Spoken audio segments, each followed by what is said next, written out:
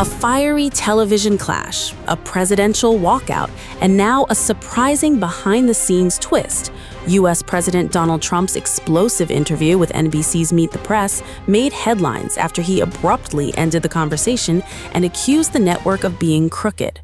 But according to moderator Kristen Welker, the story didn't end there, because less than a day later, Trump reportedly reached out with a very different message. The dramatic exchange unfolded during a televised interview in Wisconsin. What began as a routine political discussion quickly escalated when Welker challenged some of Trump's long-standing claims about election integrity. As tensions rose, the president appeared increasingly frustrated, and then came the moment that instantly went viral. After Welker pressed him on evidence supporting claims that elections were rigged, Trump pushed back.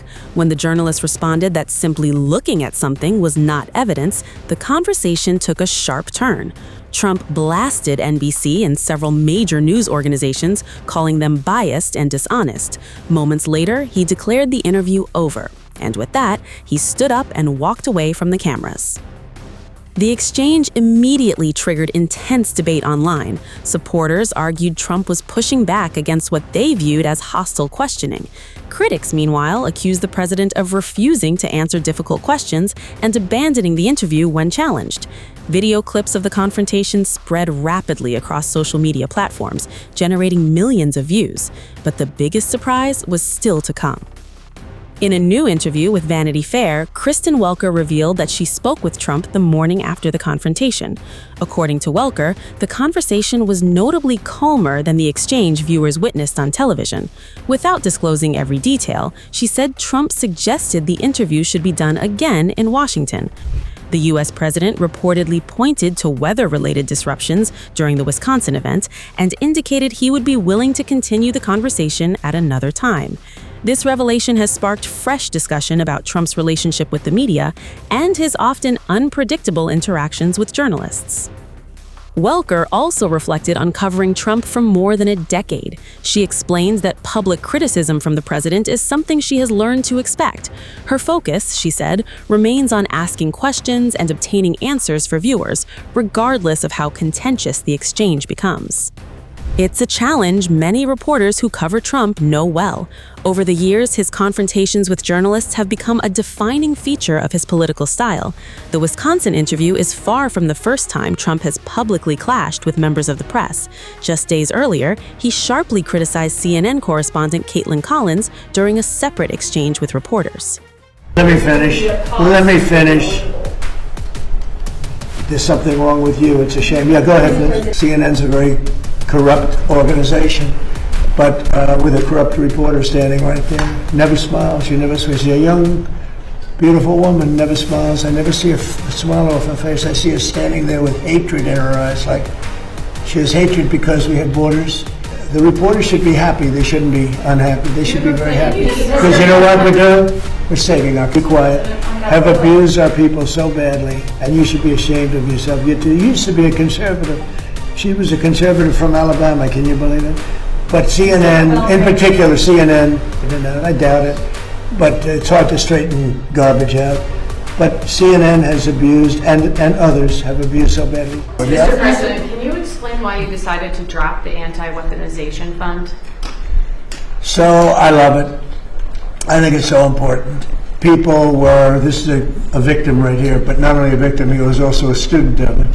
What happened to great people, great American people, the way they were victimized, the way they were savaged. You have suicides, they killed themselves, they went bankrupt, they were weaponized by the Biden administration, by a bunch of thugs, including Obama people, and like nobody's probably ever been. I mean, I can think of maybe 2 instances in this country where they've had it to somewhere that extent. I'm not even sure if it was so much. They were put in jail for long periods of time. They were accused of things that never happened. They had prosecutors that were radical lunatics, and their lives were destroyed. And frankly, we had a lawsuit that against us on the weaponization, where the judge, a radical left judge, ruled against it. And we'll see how that all works out. But a radical left judge ruled against it. But these people, their lives have been destroyed. Their families have been destroyed, many of them. I'm not just talking about a few people. Many of them. I'm one of them. They raided my house, Mar-a-Lago. That never happened. Nobody ever thought of a thing like that. It turned out that it was a total fake. Everything about it was fake and corrupt. We have all the information. The good advantage to sitting here is we can get information that you wouldn't get by what we have and what we are going to be showing over the coming weeks or months. You're not even going to believe. Some of you will believe it, like CNN will believe it because they knew what was going on. They're crooked as hell.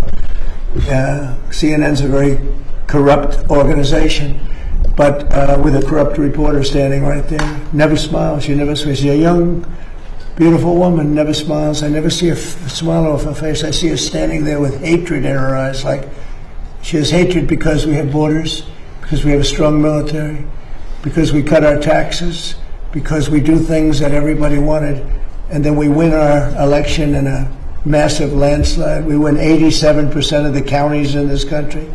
Nobody's ever heard of a thing like that. And that's because we're doing the right job.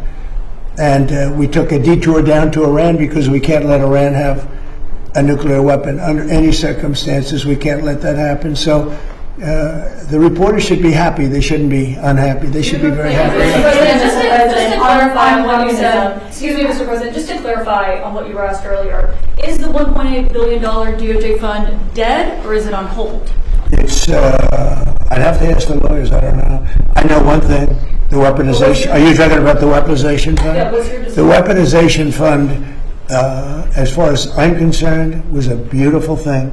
It was something I didn't make it, but I heard that. I thought that was the greatest thing because people like you have abused our people so badly. The fake news like CNN, like the New York Times and like others have abused our people. Wait a minute, be quiet. Have abused our people so badly, and you should be ashamed of yourself. You used to be a conservative. She was a conservative from Alabama, can you believe it? But CNN, in particular, CNN does such false reporting. But now they have new ownership, so maybe it'll straighten it out. I doubt it. But it's hard to straighten garbage out. But CNN has abused, and others have abused so badly. People, these are people that are great people that were destroyed. Their families have been destroyed. Many suicides. They committed suicide. People that went there with love. They went there with love. When I made that speech early in the day, tremendous crowd. I hate to say because they'll say, oh, I was wrong on the number, but I believe it's the largest crowd I've ever spoken to by twice.